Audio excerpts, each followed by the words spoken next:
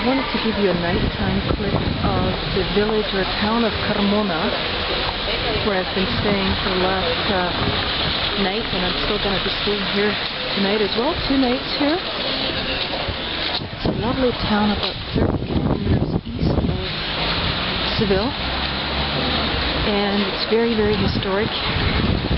Several churches, a couple of castles, one of which has been turned into a big parador, which is a luxury hotel that's run by the Spanish government. And the downtown area here is just gorgeously lit up here. I wanted to show you that. Let me see what time it is. It's about 10 o'clock now, so it's dark already. There's something going on in the church. There was supposed to be a Semana Santa procession tonight, but it was actually raining, so I think they called it off. But there's still lots of business on the streets, lots of people walking, families, couples, older people. It's just beautiful.